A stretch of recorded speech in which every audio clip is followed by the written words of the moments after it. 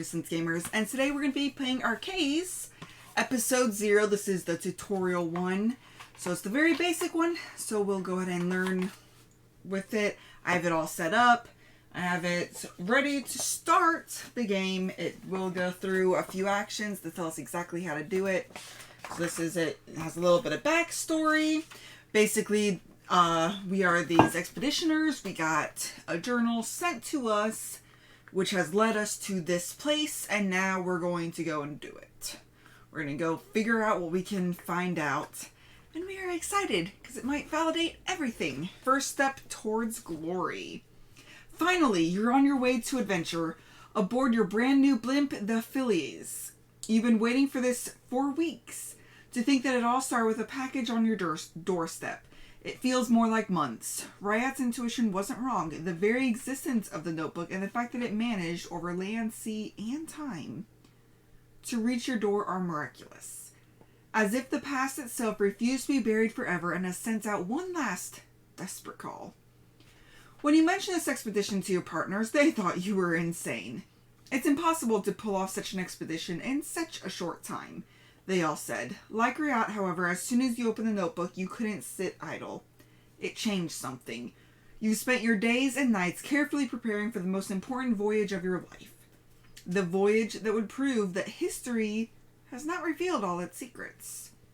After a mandatory stopover in Cairo to complete the last administrative formalities, you've reached the desert and are supervising the installation of your camp. You take a moment to think about the members of your team. It consists of the energetic and cultivated Eleanor Monsard, a distinguished professor, Rebecca Clark, an unparalleled explorer, which I am not playing. I am playing it. Frank Gaspar is extremely handy with tools of all kind, and with that burly bulk that can be very reassuring on his type of expedition. I am playing him. And I am playing Eleanor Mansard. And last but not least, dear Riot, your faithful friend and Medjay, who knows all, or almost all, the desert secret. Suddenly, Rebecca pulls you out of your thoughts. Hard at work for several days, the worker has just discovered the entrance to a buried building at the very spot that you have indicated. It has prompted us on what tiles we will use to set up, what will be set up where, what tokens to put out. The works for that, I'll put that up there just in case you forget what episode we are on. Okay, so now we're to here, so it goes through a little bit more. So it will tell me my first things that I can do. So first things first, she is going to search. So she's going to search this token. It has that symbol, so we find that symbol with that color, and we're going to read it. And then that just gets put to the side. Event. As the sunset begins to glow blood red, you and your team arrives, ecstatic at the dig site. Your smile fades when you recognize your clenched, decomposing hand sticking up out of the desert. Your team helps you dig the corpse out of the burning sand, a tomb robber. His face clearly shows signs of terror and agony. In his bag, you find the head of an antique statue. Why carry something like that around? Okay, so it tells me to take these 2 cards, and then before turning them over, go back to the tutorial. And it's these 2. Okay, so it will go through, which one has it reading first? This one. Okay. So this is a broken head, so this is what we just found. It's an equipment. Your intuition tells you to keep this object with you no matter how repugnant it is. And so the tutorial tells you to link that with that. And there we go. And then go this. Defiler. It's the tutorial does tell us that this symbol right there means that it's going to be a continuous. It's not just going to get discarded like some of the other ones might. The accusations echoes in your ears. You suddenly gripped by the deep unease and icy sweat rolls down your spine. Your teammates catch you as you start to pass out. When you come to, you are convinced that your only salvation will be to reunite the statue's head with its body. So I am to keep this card in front of me. It says it right there. And then I have an alert. At the start of my turn, I have to put 1 fate token on the card, which these are pretty much the time limit of the game. So as a 2-player game, I have 15 of them. It does get less with more players, I think it is. Yeah, a 3-player game would be 12 tokens, and a 4 or 5-player game would be 9 tokens. So it kind of balances it out a little bit. If any explorer, you or someone else, is supposed to take a fate token, the stock is empty, I have to take a purple snake head. And then it tells me to go back to the tutorial, where that was action 1.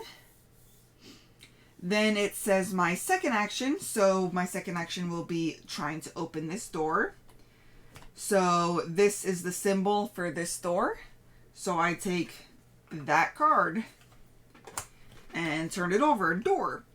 The entrance to the buried building that Rebecca has mentioned is down below, a few steps from your macabre discovery. The tomb robber has closed it carefully. Was that to prevent people from entering or from leaving? Like a slow poison, fear spreads, but your thirst for truth and the call to adventure are stronger. You glance at your teammates and then open the thick door. Something tells you that nothing will ever be the same again after you've gone through that door.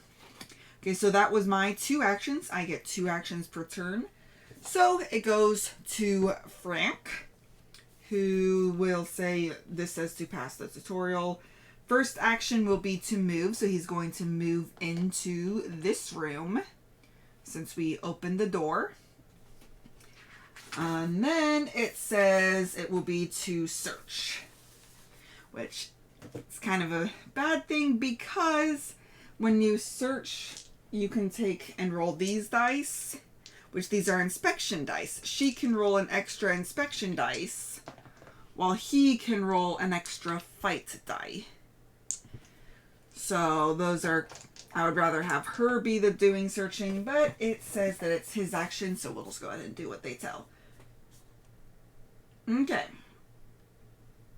To search the room, we take this card. And, oh, okay, this will tell us to roll the inspection die. That's what it's trying to say. Okay, so we match the symbol, green, whatever that symbol is. Okay, it's an event. A chest has been abandoned in the corner of the room. Your teammates are delighted with the find, but you are perplexed. Why did robbers leave it alone? It must be tamper-proof. Or maybe they were interrupted. Okay, so roll at least 2 inspection dice. Okay. Oh, well, that one was, well, because that was there. Okay. That one was the one I should not have rolled. And that, if you roll at least 1 cog, take that card. If not, take the card. But, so we didn't get that. But we could, oh, that's a fate. We did not want that. Oh, well. The last side is special. Oh. This, with it, you may choose whatever symbol you like as long as you take 1 fate token and put it in your backpack. Okay. Well, so I guess it's a good thing we rolled that, because I'm going to change that to a cog by taking a fate token. So this is going to speed up the game. And it's supposed to go in our backpack. I'm just going to make room underneath. That way I'm not getting in and out of the backpack every day. Okay. And then it says, we did that. Remember that allowing your stock of fate tokens to run out is not a good omen for what comes next. So we roll the dice and log the results by checking the corresponding spaces. Actually, this pen works better on this paper. So we find the logbook for this scenario. And we check it off. So we got a light, or a torch, and a cog. If we get a book and a lens thingy, Sherlock Holmes magnifying glass, yeah, we would get this. And then if we complete these rows, we get the ending as well. Okay. So, and then we go back to reading, and since we got the cog, we will go to the purple head. Okay, an event has taken place. Your dexterity and a bit of luck defeat the lock, and you manage to open the chest. Deep in the chest, beneath scraps of moldy fabric, a large number of coins, bearing the worrying face of the pharaoh, stare back at you. You are a renowned Egyptologist, and yet this monarch is completely unknown to you. Okay, so roll 2 inspection dice and log the results. Okay, 2 magnifying glasses. So we come here. So now we just need a book. And 1 more magnifying glass will get us 2 experience points. That's kind of cool. Move all the other explorers to this room. So yay, I just got a free movement. That is pretty nice. And then it tells us to go back to the tutorial. Okay. And so that was search. And then he will be moving. So he's going to move. Wait, no. Sorry. That was what he had moved and then searched. So that's the end of his turn. So it's back to this person's turn. So they do have to take one of these tokens and put it right there. And then the first action will be to search. We'll be searching this door. So we find that door right there. Okay. A dark, wide corridor stretches before you. As you hold up your torch, sparkling of gold and jade shimmer like stars on the walls and the ceiling. You marvel at the sights, but only for a short moment, because a pungent smell attacks your nose. You quickly discover its source. A mutilated corpse, probably that of a robber, is being torn apart by strange metallic silhouettes that look like insects. Blech. When one of the poor victim's eyes slides out of its socket, you let a frightened yelp. The machines freeze and then attack. So it's telling us to put scarabs out in this configuration. So we'll put these little guys out. If I can get them out of this container. Oh, these are a little bit difficult. Okay, gotcha. So we got 1. We need 4 total. Wow, these are really difficult to get out of this. 1, 2, 3, and 1 over there. Okay, so now that we have seen that frightening stuff,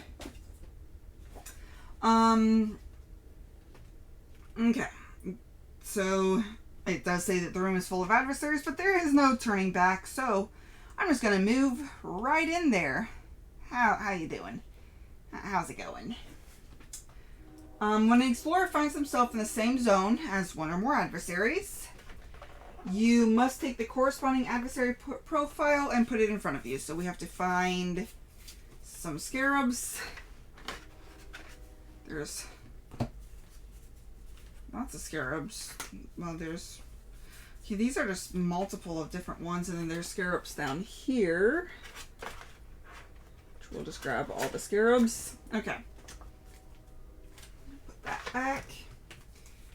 And... if there are several different adversaries, take 1 profile for each one. That's a different name. Okay, so this one is mine. I'm just going to put it right there. Because we will each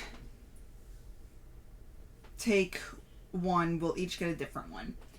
Okay, so now that my turn is over, because I searched and then moved, he is going to move, and then he is going to fight. Which, when he's fighting, thankfully, he has to roll an extra die. So he'll roll 3 die. But first, he needs to grab one of these so he can know there are start of turn effects if we start in the same zone as a scarab, which he did not start in the same zone. And there's only one. This is 2 separate zones separated by this line right here.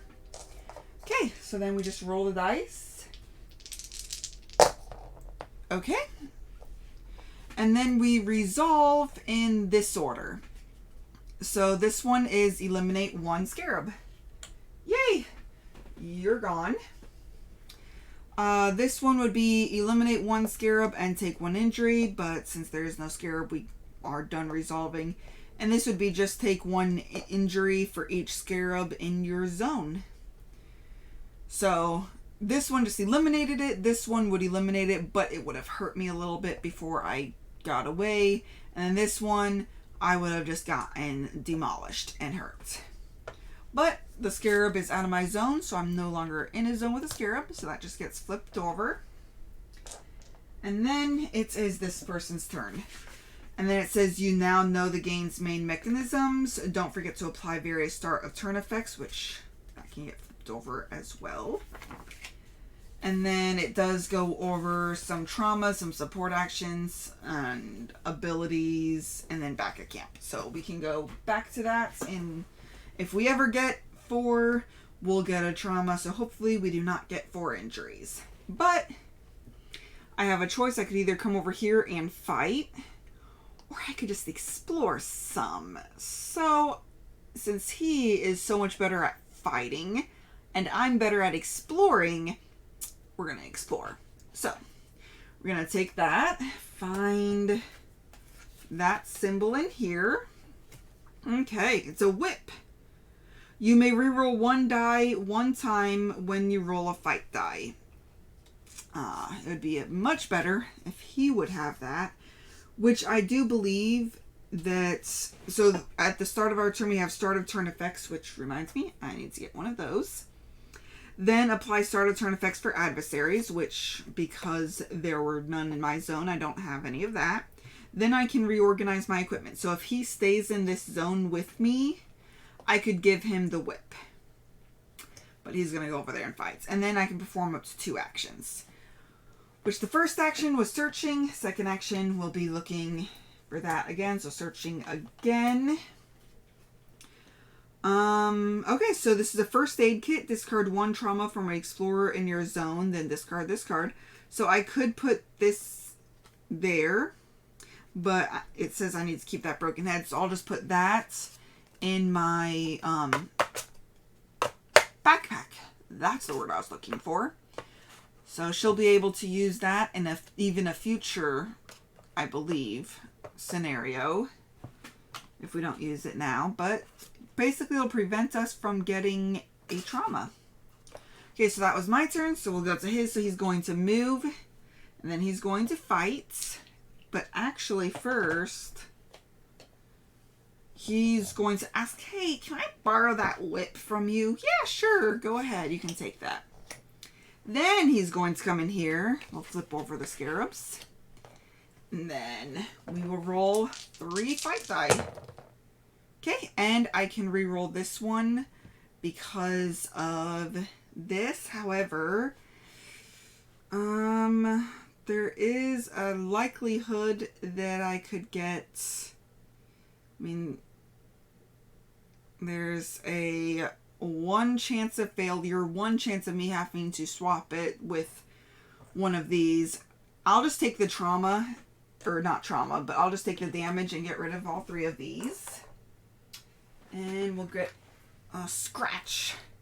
So 3 more scratches and I'll get a trauma, but she has this first aid kit. So as long as we were in the same zone, she can help me out. Okay, so those were my 2 actions. So now it's this person's turn. So apply start of turn effects. So I have to put another one of these there. Don't have any scarabs, and there's no scarabs over here. Okay. And reorganize equipment. Don't have any need. So I'm going to move over here and I'm going to search this. Okay. Event. You find the decomposed body of a tomb robber under a layer of thick dust. Under a thick layer of dust. A broken lance tip is lodged in his rib. Ooh.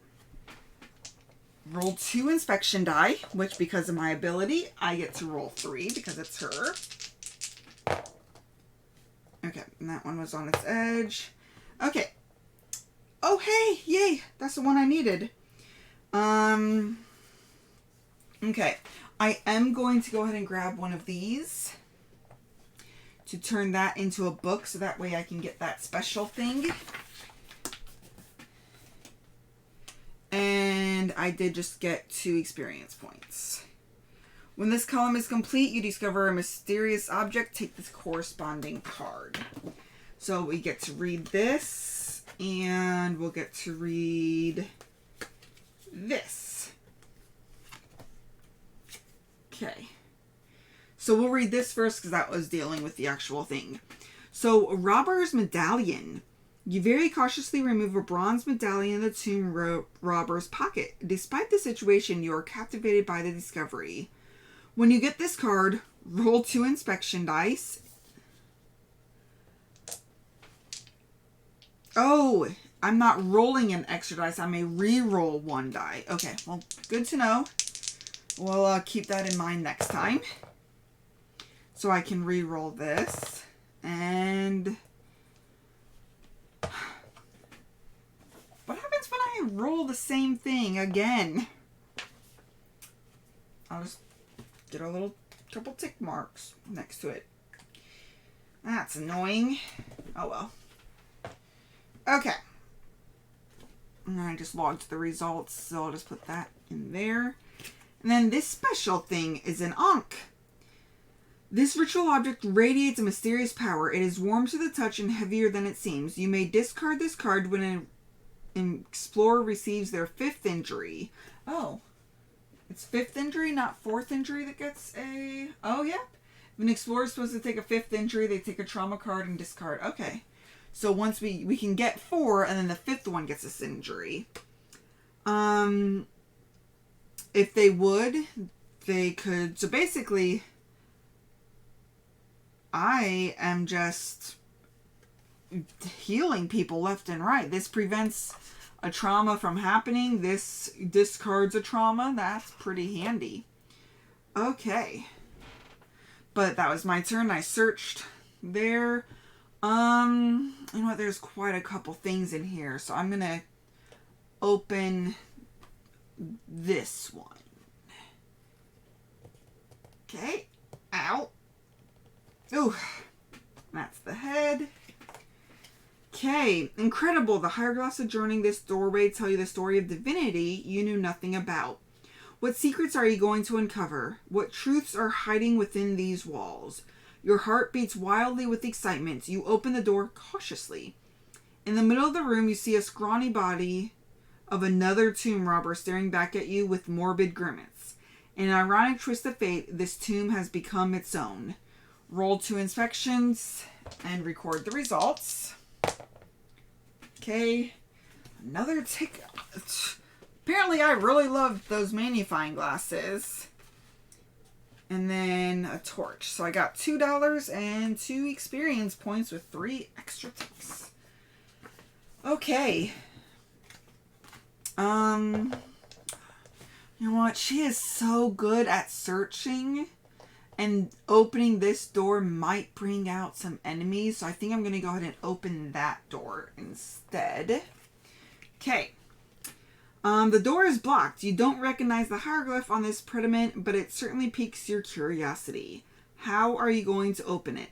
If any explorer in this zone has a crowbar, they discard it and take the card.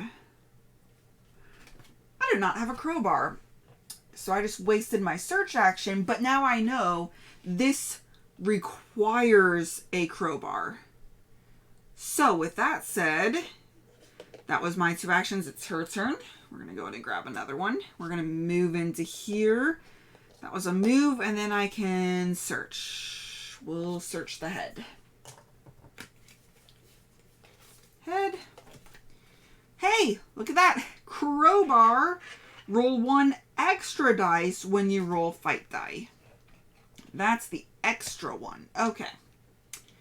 So then I can come out and open this and then search there. So it's his turn. Well, we don't want him just wasting time in there. So we're going to go ahead and come into here, move into here, and we're going to search this. An event. A gold statue stands on a platform bathed in soft light coming from a high ceiling. You wonder what ingenious methods made this scene possible. Historically speaking, this object is not worth much, but selling it could bring in a hefty sum. Why haven't robbers taken it? You realize they must not have made it this far. And you? What are you going to do? So I could choose to take the statue. Probably going to be bad. Or I could ignore it. Well, I'm assuming this is going to be our last room and we have all of these tokens still. I know this is an introductories, but I mean, we still have a lot of turns left, so we could probably fight something, right? Right? Let's take it. So it tells us to take this. Woohoo! A golden statuette. Look at that. Look at that. We just made $2. Woo! You take the statuette. Nothing happens. You feel relieved. A humming sound draws your attention to a damaged wall. With a terrifying crack, it opens under the weight of a swarm of gold and metal scarabs. Oh. Why ever did you take that trifling thing? When you get this card, add 1 scarab to each zone in play. Okay, that's not too bad. Right? That's just 1, 2, 3. That's just a few scarabs. 4 and 5. So unfortunately, that was his second turn, though, was doing that. So I'm going to have a begin of turn thing to happen to me. But first, go ahead and grab one of these. Take 1 injury for each one in my area. So your greed hurt me, dude. That's not nice. So I'm going to go ahead. If I move, I would have to take another injury. But I could fight and move, and then he could move and then fight. So it's going to take us a while to get through that door, isn't it? Darn. That's okay. We have all these extra tokens, right? So I can roll 2 dice, and I get an extra 1 because of my crowbar. Wow. I'm going to take another one of these, turn that into a check mark to just eliminate that. Okay. And then I can spend my second action to move into here. You better come fight this thing. Okay. Technically these would both get flipped back over, but they'll get flipped and flipped and flipped. Okay. So first action, second action, check mark. I can spend another one to get rid of another one, but you know, there's only 1 in there. Okay, her turn. Woohoo! And I have the crowbar, so I can open this door.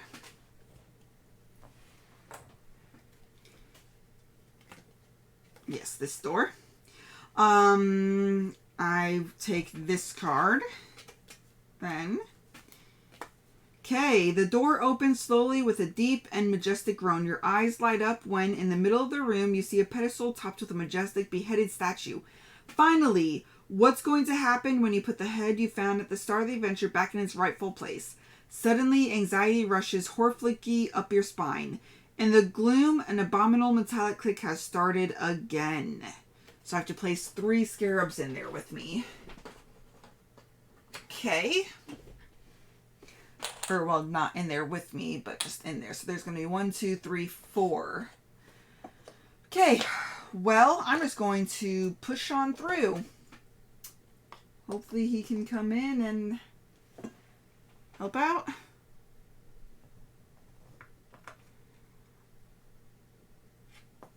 Yeah. Hopefully. we'll see how this goes. We have only 3 more of these, and this will match that. Okay. So his turn. So he's obviously going to come in here and fight with me. He can re-roll, and he could re-roll that. I'm going to start with 2 injury. You know what? He can take 1 injury.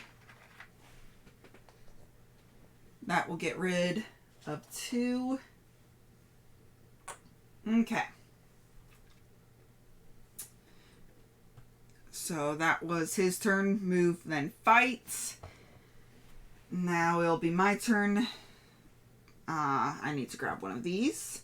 We are getting a little bit close to turn ending. Then I have to take 1 injury for each scarab that's in there with me. So I have to take 2 injuries. I am getting closer to having to take a trauma, but I have a little bit of help. Okay, if I would search, I would have to take 2 more injuries. So I'm just going to have to fight. I do get to roll an extra die. Okay. Wow. Let's go ahead and grab 1 more of these and turn that into a check mark just to get rid of these 2. Otherwise, oh, he would have had to add 2 scarabs to another zone containing at least 1 other explorer. And then if there's no other zones other than that zone, he would have to add 2 scarabs to his zone. So yeah, so good thing I got rid of that. That would have been making it harder to fight. Okay. So, there we go. Whoa. Okay. Now I moved in, or no, I fought. And then I can go ahead and explore. So I'm going to go ahead and explore that. Move that token out. Any events. Bathed in delight filtering through the ceiling, a decapitated statue dominates the room.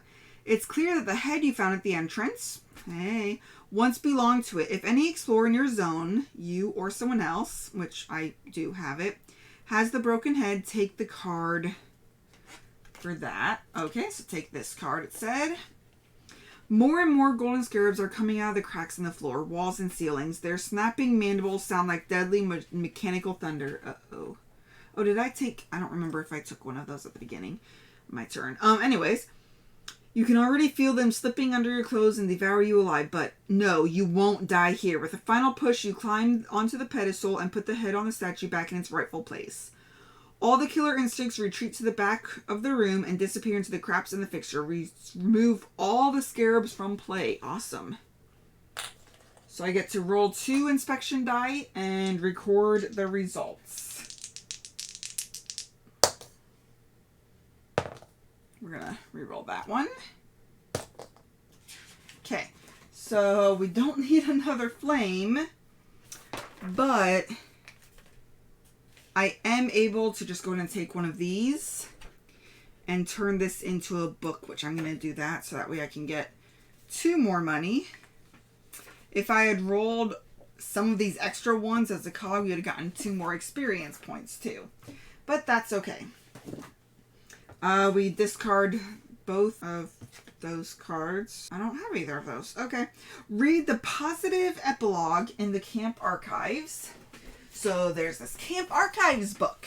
So it will have us read episode 0. It'll tell us to read the positive one. The discovery of this temple will make history, and the mechanical creatures are very living proof that you are not insane. Indeed, these prodigious inventions confirm your theory that this remote part of Egypt was once the cradle of a civilization that had many more advanced technology than anyone had previously guessed. With thousands of stars shining in the inky sky, you have trouble falling asleep, wrapped in feverish excitement. Take the bonuses from the checkmarks in your logbook. I have unlocked upgrade C01. Oh, Camp 01.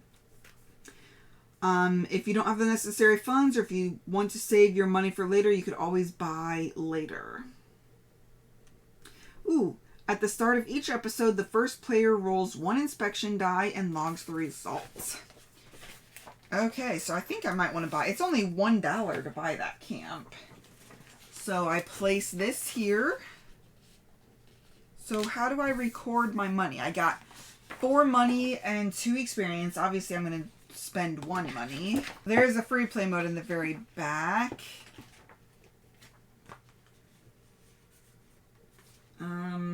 Okay. Well, back at camp. So, congratulations, you've almost completed the tutorial. If the card completed this episode told you to read the positive, hey, we got to read the positive. So, it told us to open the camp archives, take the epilogue, place it on the box, read the text in the box, logbook entry bonuses. Each epilogue will have consequences based on whether or not the episode was successful. Hey, we would have gotten the bonuses for the other one anyways. Either way, you'll get bonuses associated with the spaces you checked off in the logbook as indicated. In each episode, take completed rows, give you either 2 coins or 2 experience. Take the corresponding tokens from the game box and put them in the camp box. Okay. So, I know I have experience points somewhere in here. There's, I think this is the gold. Is that gold? Or is... Okay, so I got, what, 2 experience? Yeah, 2 experience points. And 4 gold, but I'm just going to take 3 to be able to buy the camp, because I really want that camp. Which will then go in our camp spaces all the way back here. And there we go. Woohoo! This is really cool. Okay, so then we'll put these back in here. Or not back in here. So this is our expedition. This is our, as a group, we get stuff together. So that's pretty cool. Okay. Reminder, when you complete a column, the corresponding cards are taken immediately without waiting for the back to camp. Okay. So it said that, hey, there was that symbol on the bottom. We got that immediately. There was no need to wait. Installing upgrades. The 2-page spread representing your camp is located at the end. Take a look at how the 2-page spread is organized. I'm not really seeing much organization here. There is access to experience cards level 1 and 2, which is cool. So our camp consists of the blimp, the philia, and several spaces that can hold tents or other upgrades in the form of stickers. After most episodes, new upgrades become available in the camp archives. The epilogue you've unlocked and certain events make the upgrades available.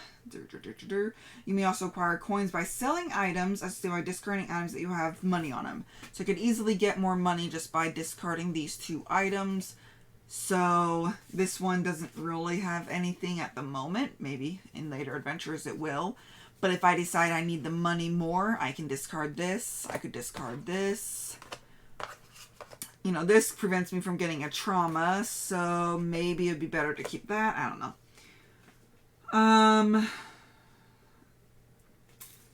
So if you decide to buy an upgrade, put your coins back in the game box, take the CO1 sticker and put it on there. And the philia gives you access to level 1 and level 2 experience cards. These cards are provided in the box for episode 0. You may have earned experience points during episode 0. A level 1 experience costs 1. A level 2 costs 2. Experience points are shared by the team, and the team must agree on how they are used. Okay. So, I can use my experience points to buy some of these. So, these are for characters I'm not playing. I am playing with this one and with this one. Okay. So I could choose to get a level 1 experience for each one or a level 2 for one of them. So if she rolls X's, they would count as books. That might help. When Eleanor enters a zone that does not contain any search tokens, she may perform 1 free move. That's pretty cool. I could get an extra movement.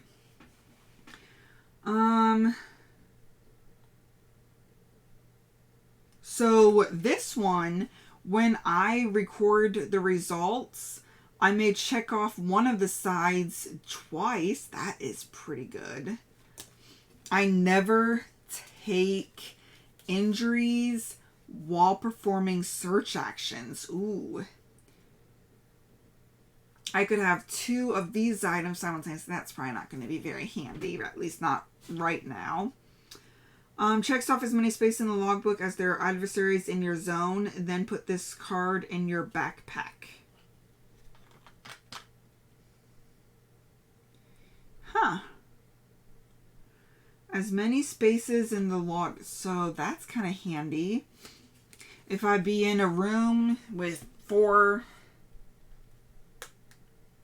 of these, but would that cause an issue? I mean, it wouldn't be a search action. It wouldn't be a movement action. It would just literally be recording. That could be really handy for filling this out. And getting more experience to be used later. Either that. I'm thinking either that or this one that's 2. So, let's see what Frank provides us. If he takes a trauma, he may choose to ignore it and take another, which he must keep. So if I would get a trauma, before rolling, may turn 1 die directly to that cog side. If Frank rolls at least 2 check marks with a fight die, he adds 1 check mark to his results. When he rolls a fight die, he may ignore the effect of 1. Ooh. And he may equip 2 fights simultaneously. Action, if you are the only explorer in your zone, apply the double check mark against the adversary in the zone. Then put this card in your backpack. Ooh, that's really good too. You know what? I'm going to go ahead and spend both my experience points. I'm going to give this one to him, I think. Spend 1 experience for each one. Keep my 3 gold. And each one got a little bit of beefed up. So for him, if you are the only explorer in your zone, apply a double checkmark effect against the adversary. So he gets real good at fighting. And she gets really good at checking these off. That's a pretty good combination. She wants to be with a lot of adversaries. And he wants to be with a lot of adversaries, but alone. That might be a little tricky to do. But hey, that is the outcome of episode 0. Right? I don't think there's anything else. You could always save your... experience so you don't have to spend it for later. Reroll tokens. You may put it in this box instead of your backpack, which this can only be used when you're at camp, so reroll tokens could be used. The gold is kind of sticking out the bottom. So, I mean, it could be made so that you could use it at a future one, but okay. Injuries and trauma. Discard all injury tokens. Traumas, on the other hand, are serious injuries that must be healed. And explorers keep them until they are healed one way or another. So we get to discard all of our injuries, which is awesome. Those are good. Remaining cards. Cards bearing this symbol are finally discarded. Okay. And it says I'm ready for the next episode. So the next episode is going to be episode 0.5, Jewel of the Cult. It's an expansion box. So come back for that one. We're going to go ahead and have some fun. See what trouble we can get into with our people. This is exciting. I'm really liking it so far. This was definitely a very much guided experience. A very easy guided experience at that.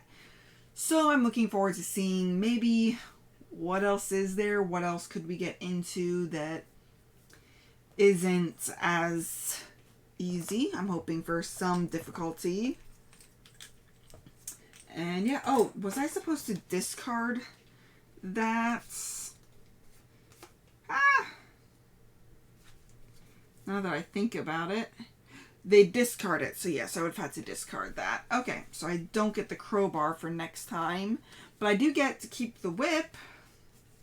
And I had I had put the broken head on there. Okay. Well, there we go. We are ready for scenario 0.5. So thank you very much for watching. I hope this gave you a taste. Hope to see you in the next journeys throughout. There are 8 experiences. Well, free play mode. There's 7.